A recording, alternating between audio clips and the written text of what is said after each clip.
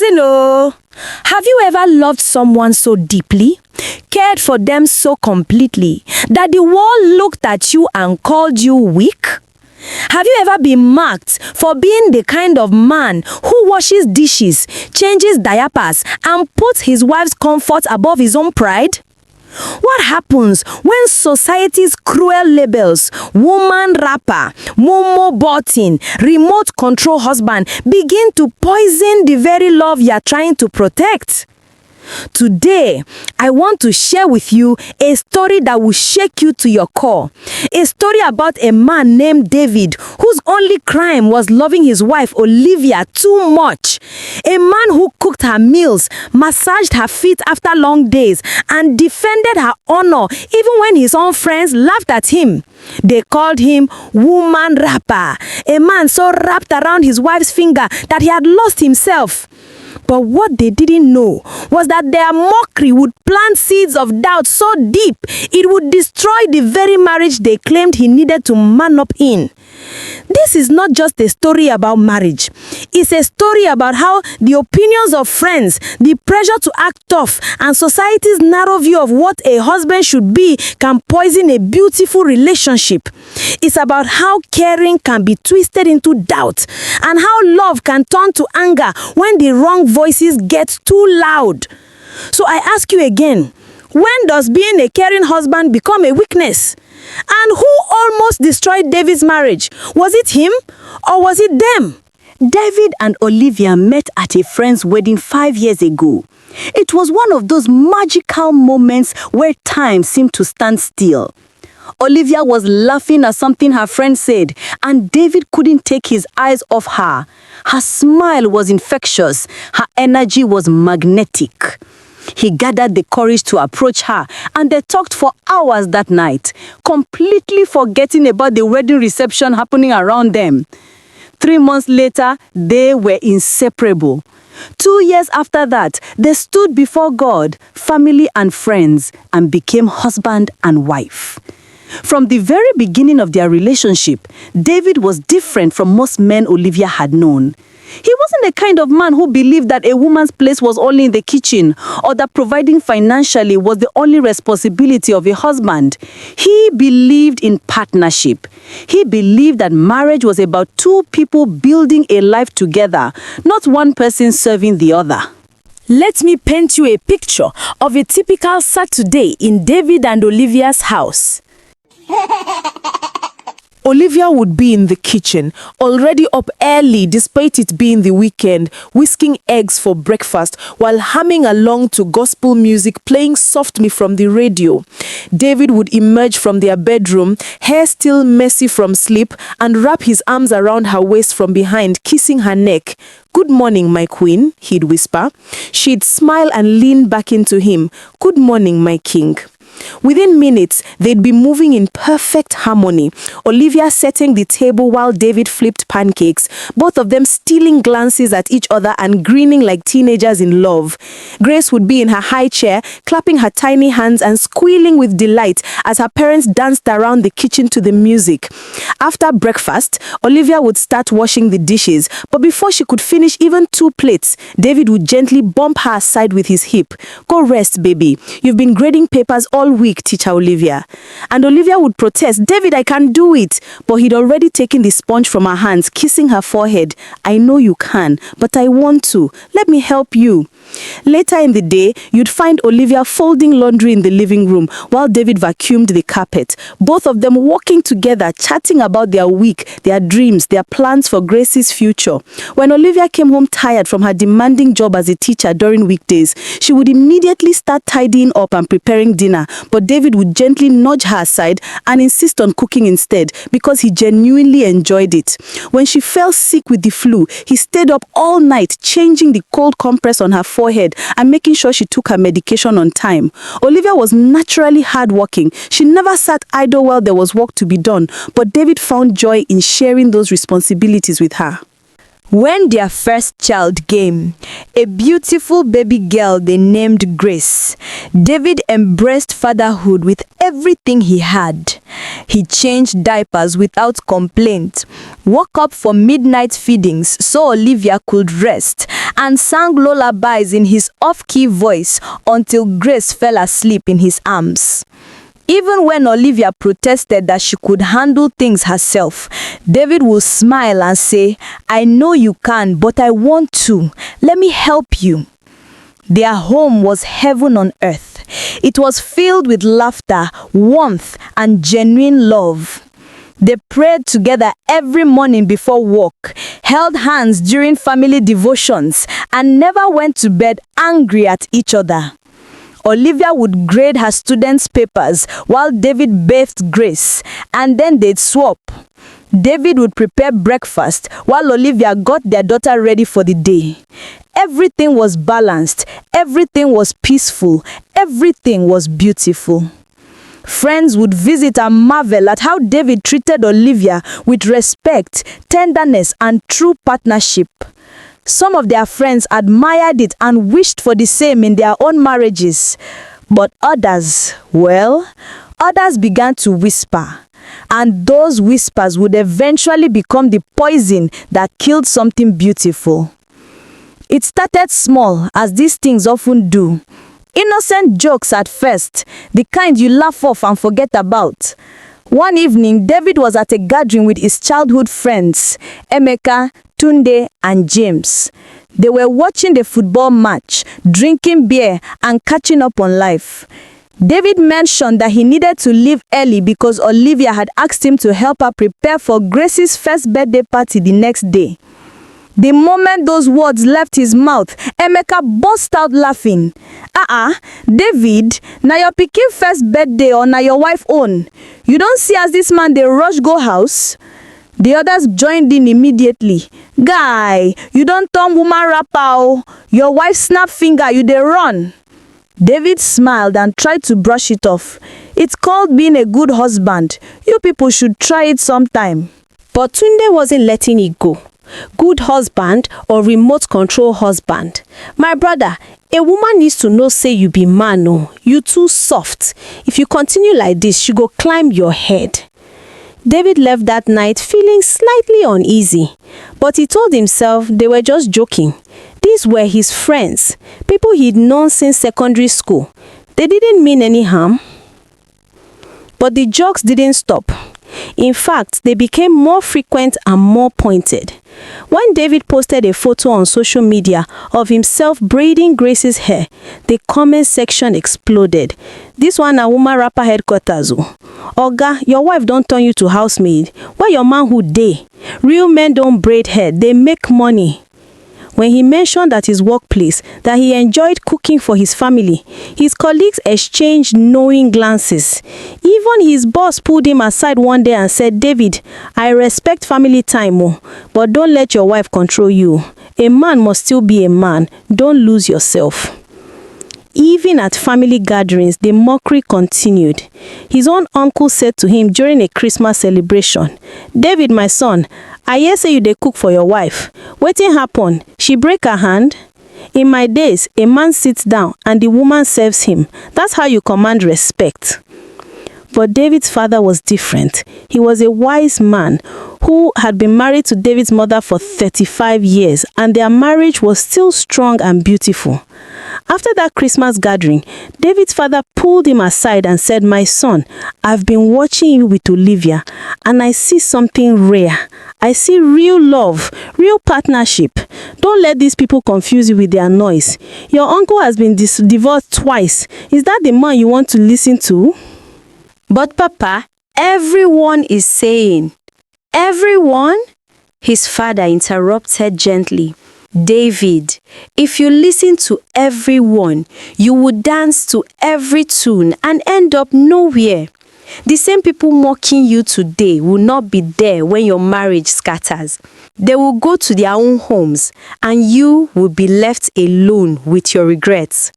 I raised you to be a man of character, not a man of crowd. Stand firm in what you know is right. His father would often call him and give him wisdom. David, a strong man is not the one who shouts the loudest or stays out drinking with friends. A strong man is the one who builds his home, protects his family, and doesn't let the noise of fools distract him from his purpose. Don't be concerned with people's opinions. Be concerned with God's opinion and your wife's happiness. But David didn't listen. Each time his father called with advice, David would brush it off. Papa, you don't understand. Things are different now. They're all saying the same thing. Maybe there's some truth to it. And his father would sigh deeply. The kind of sigh that carries the weight of knowing your child is about to make a terrible mistake, but they are too stubborn to see it. At first, David defended himself. He defended his marriage and his choices. He would tell anyone who cared to listen that he wasn't controlled, he was considerate. He wasn't weak, he was kind. He wasn't less of a man, he was more of a partner.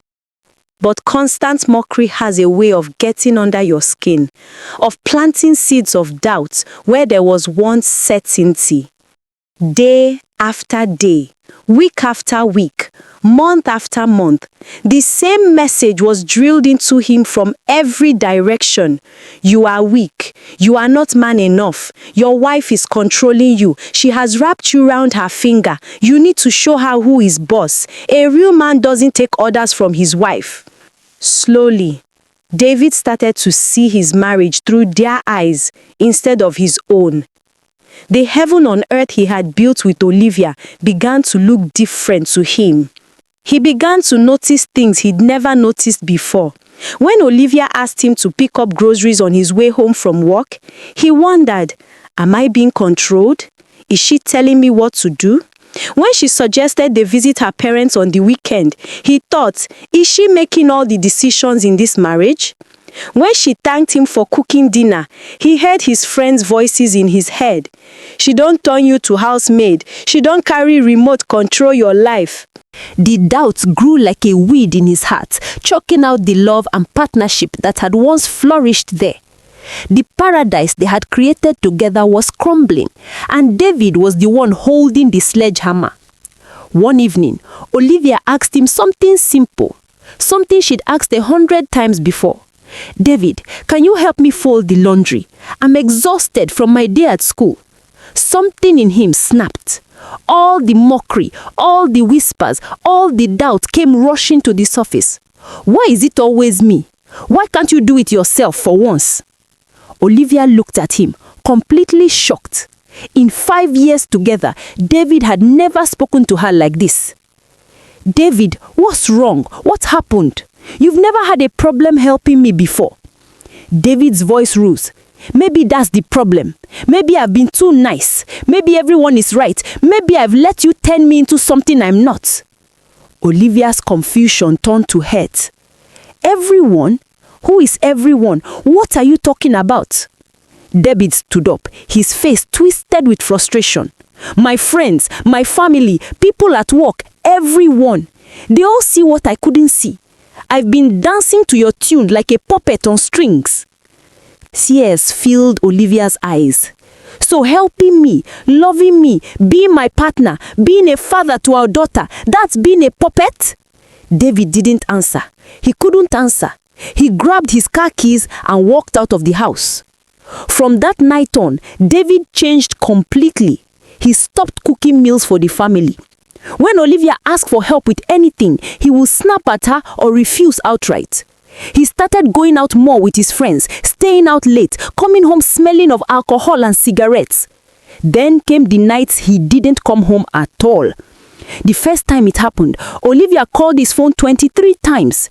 Each call went to voicemail. She stayed up all night, worried sick, checking the news for accidents, calling hospitals, crying and praying. David walked in at 6 a.m., smelling of alcohol and cigarettes, and when Olivia asked where he had been, he simply said, out. I don't need to report to you. David, I'm your wife. I was worried about you. You didn't call, you didn't text. Exactly. David shouted, his voice echoing through the house and waking baby Grace, who started crying in her room. "You're my wife, not my mother. I don't need permission to go out. I don't need to inform you of my every move. That's what they've been trying to tell me. I've been living like I'm on a leash." Olivia stood there, tears streaming down her face as Grace's cries grew louder. "A leash? Calling to let me know you are safe is a leash? David, what has happened to you?" But David was already walking to their bedroom, slamming the door behind him, leaving Olivia to comfort their terrified daughter alone. It became a pattern. David would come home late, sometimes at 2 a.m., sometimes not until morning, never calling, never explaining. When Olivia tried to talk to him about it, he would explode in anger. "Are you my mother? Do I need to ask for permission? This is what a real man does. He comes and goes as he pleases." He stopped attending church with her on Sundays. He stopped playing with Grace before bedtime. When Olivia tried to talk to him to understand what had happened to the man she married, he would shut her down with shouting and accusations. "I'm being a man now? This is what you wanted, right? A man who doesn't let his wife control him." But Olivia had never wanted to control him. She had only ever wanted a partner, someone to share life's burdens and joys with.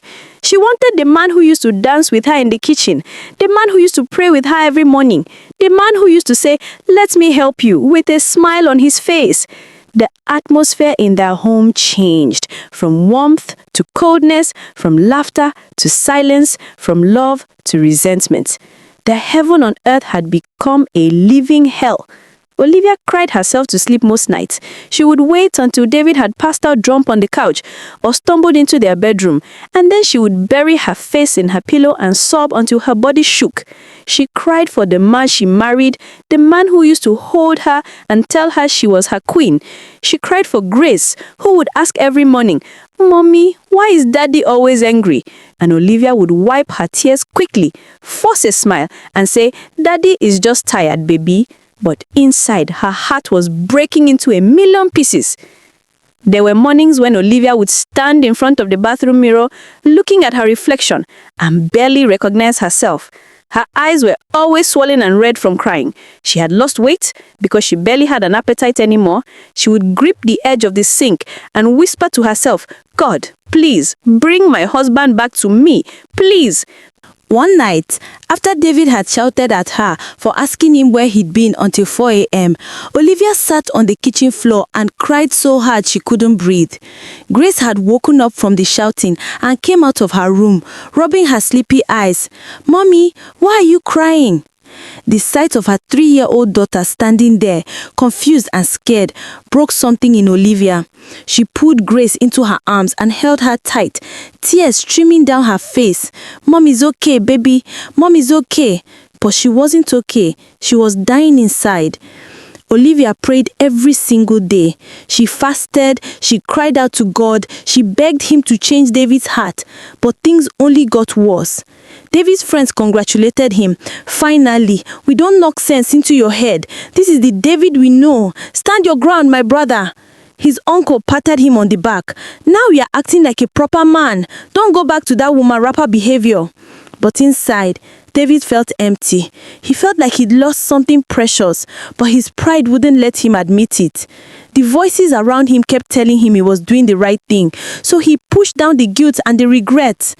Olivia tried everything to save their marriage. She suggested counseling, but David refused. "I don't need counseling. There's nothing wrong with me." She tried to recreate the romance they once had, but David was cold and distant. She cried, she prayed, she begged him to remember who they used to be, but David had built a wall around his heart, and her words couldn't penetrate it. The final breaking point came on their 5th wedding anniversary. Olivia had planned a special dinner at home, cooked all of David's favorite meals, dressed beautifully, and waited for him. She had arranged for her mother to watch Grace for the night. She had set the table with candles and flowers. She had prayed that maybe, just maybe, this night will remind David of what they once had.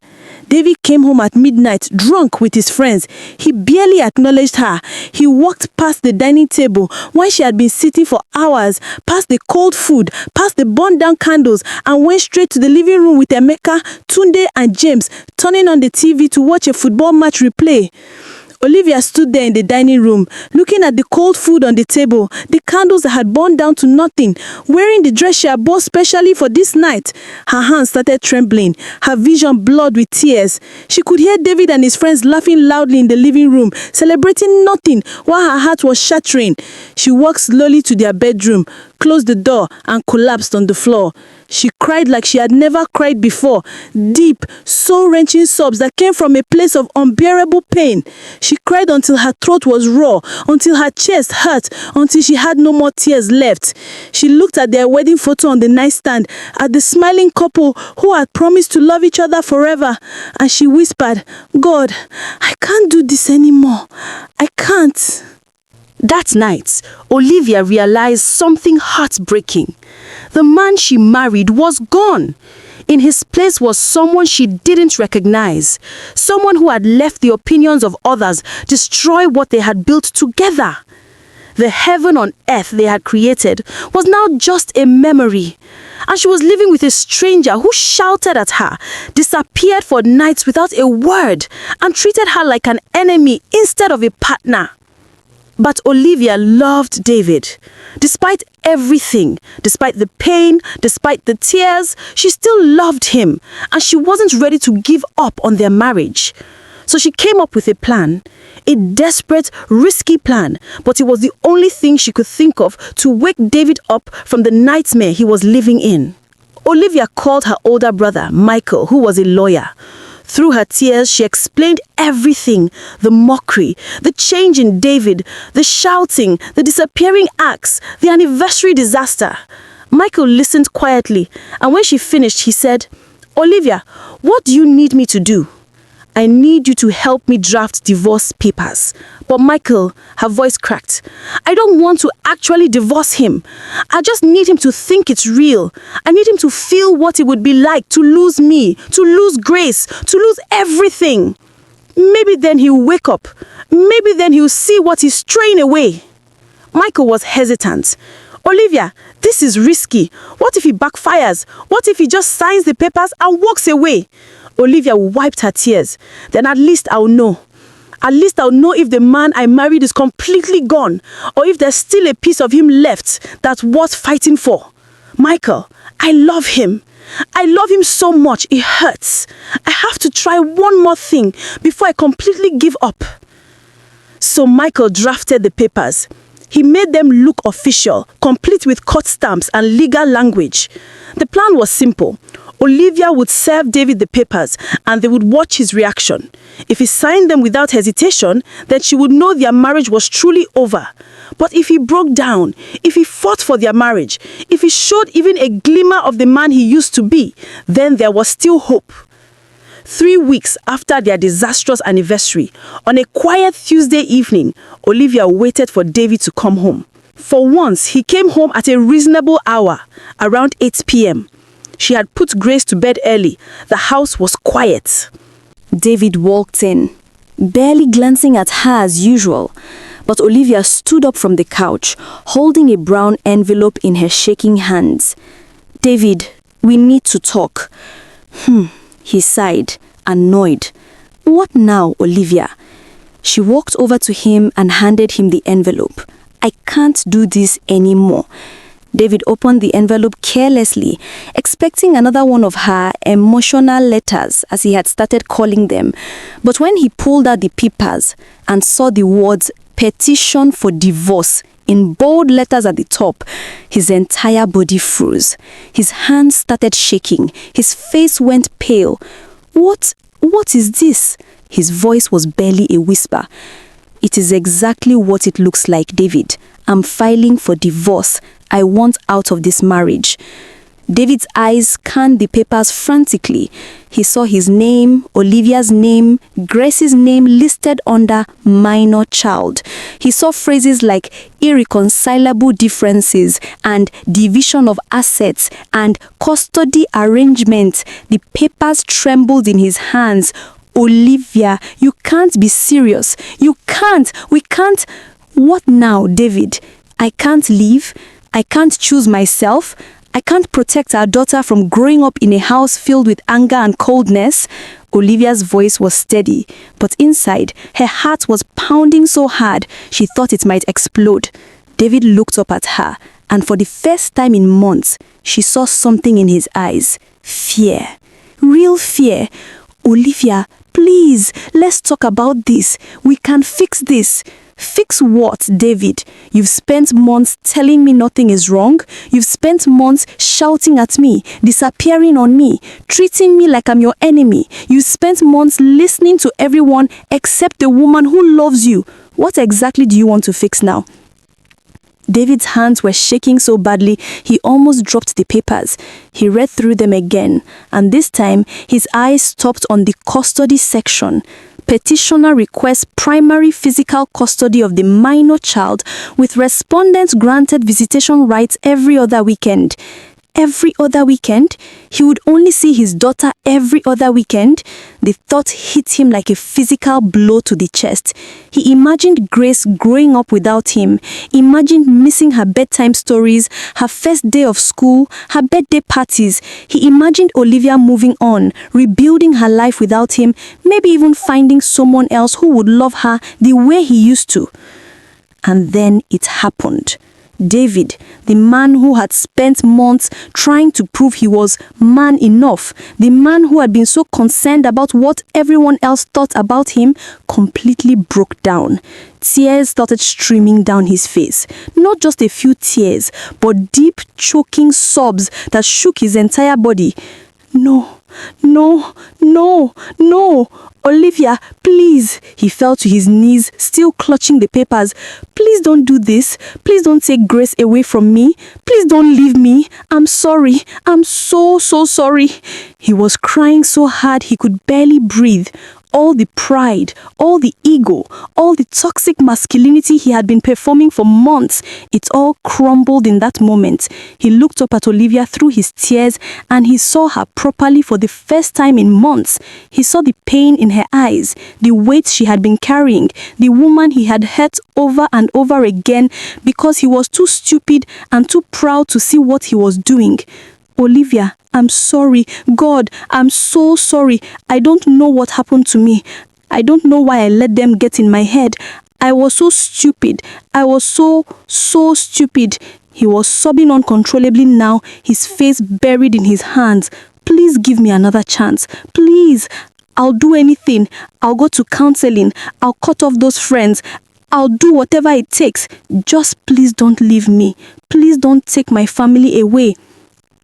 Olivia stood there, watching her husband break down completely, and her own tears started falling. This was what she needed to see, not his pride, not his ego, but his heart. She needed to know if there was still love underneath all that anger and confusion. And here it was, raw and broken and real. She knelt down beside him and gently took the papers from his trembling hands. David, look at me. He looked up, his face wet with tears, his eyes red and swollen. These papers aren't real. I'm not divorcing you. What do you mean? I drafted these papers with my brother Michael to wake you up, to make you feel for just one moment what it would be like to lose everything. Because David, you've been losing us for months, piece by piece, and you couldn't even see it. You were so busy trying to prove you're a man to people who don't even matter. You forgot about the people who actually love you. David's sobs grew even harder. Relief, shame, regret, gratitude. Every emotion crashed over him at once. Oh God, Olivia. Oh God. I'm so sorry. I'm so sorry. Olivia was crying now too. Do you understand what you put me through? Do you know how many nights I cried myself to sleep? Do you know how many times Grace asked me why Daddy doesn't love us anymore? Do you know what it felt like to watch the man I love turn into someone I didn't recognize? I know, I'm sorry. David reached for her hands, holding them like they were the most precious things in the world. I was an idiot. I was a complete fool. My father tried to warn me. He told me not to listen to them, but I was too proud. I thought they were right. I thought being a good husband made me weak. But it didn't. It made me strong, and I threw it all away because I was too stupid to see that. David, I love you. I love you so much that even after everything you put me through, I couldn't actually leave you without trying one last thing. But if you ever let those people poison your mind again, if you ever treat me like that again, if you ever choose pride over our family again, I won't fake the divorce papers next time. I will leave, and I will take Grace, and you will spend the rest of your life regretting it. Do you understand me? David nodded, still crying. I understand. I swear to you, Olivia, I will never let anyone come between us again. I will go to counseling. I will cut off those toxic friends. I will be the husband and father I should have been all along. Please, just give me a chance to prove it to you.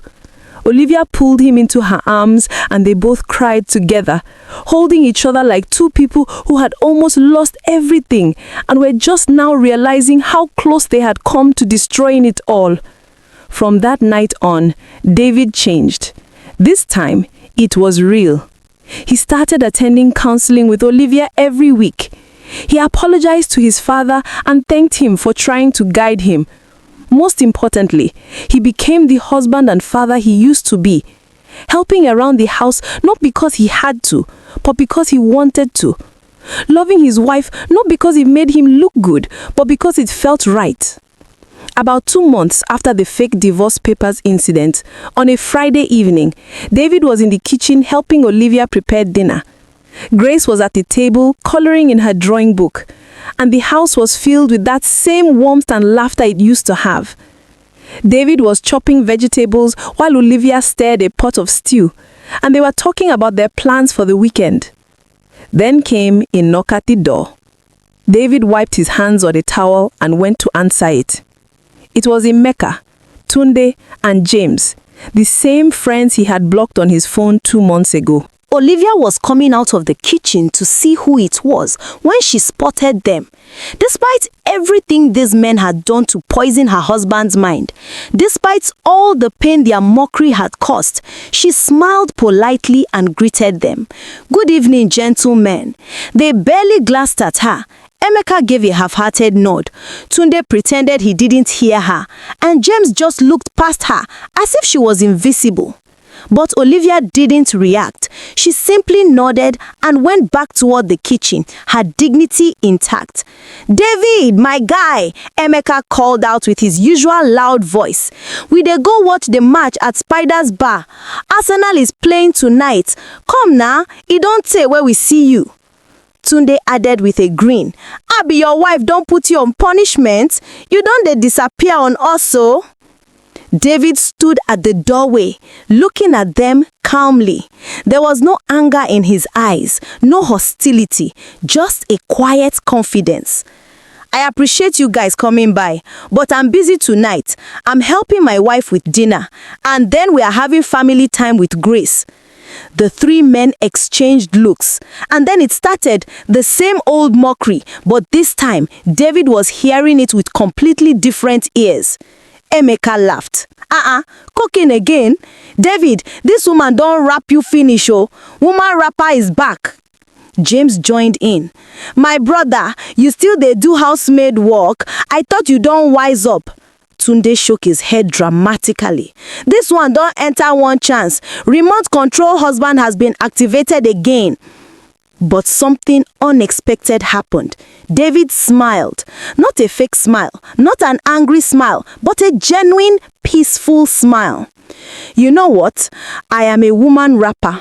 I'm wrapped around my wife's love, her respect, her partnership, and I'm proud of it." The three men stopped laughing, confused. David continued, still smiling. "You know, 2 months ago, I almost lost everything because I listened to you guys.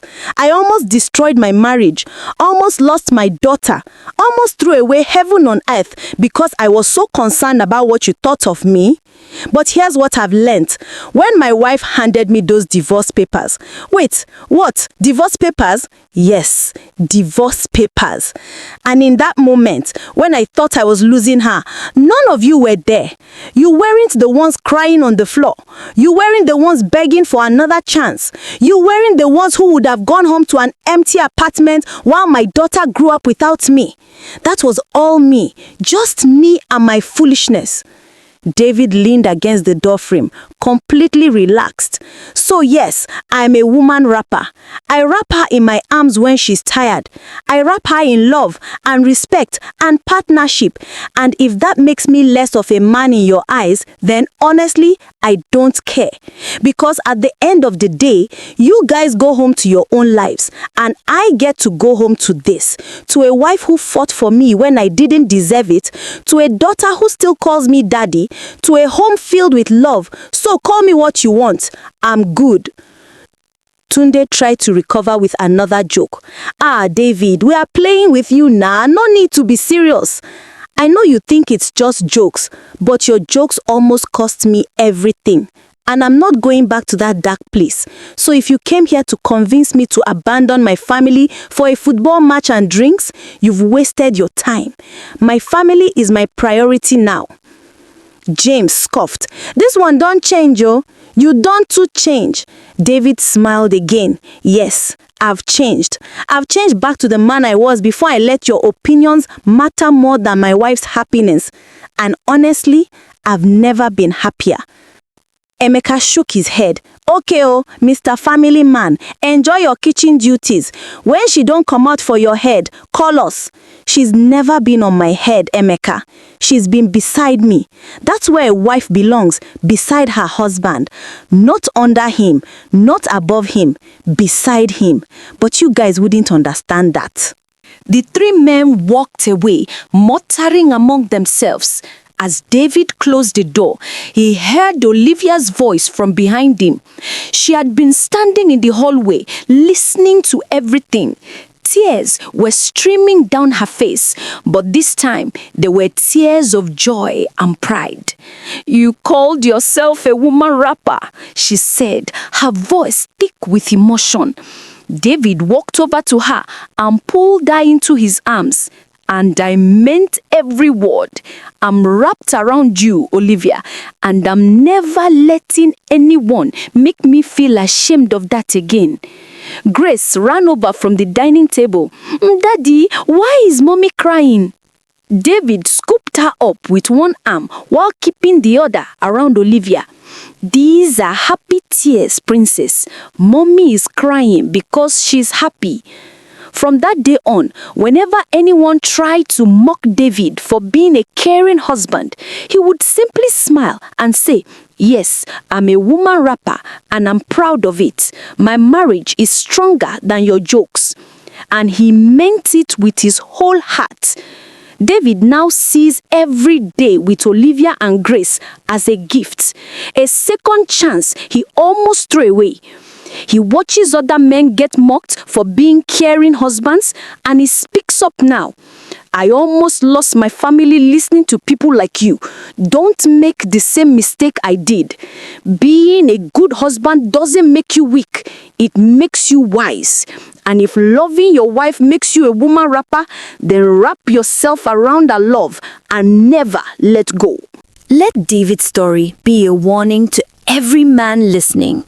Protect your love, protect your marriage, and never, ever be ashamed of being the kind of man who cares. David learned this lesson just in time. Don't wait until you are holding divorce papers with shaking hands to learn yours. Now, before you go, if this story touched your heart, do me one favor. Hit that subscribe button. Yes, you. I see you nodding, but your finger hasn't moved yet. Hit the notification bell so you don't miss the next story. Trust me, it's about to shake tables. Comment below if you've ever been called a woman rapper or know someone who needs this message. Let's build a community of real men who are not ashamed to love their wives. Thank you for listening, and I'll see you in the next one. Bye!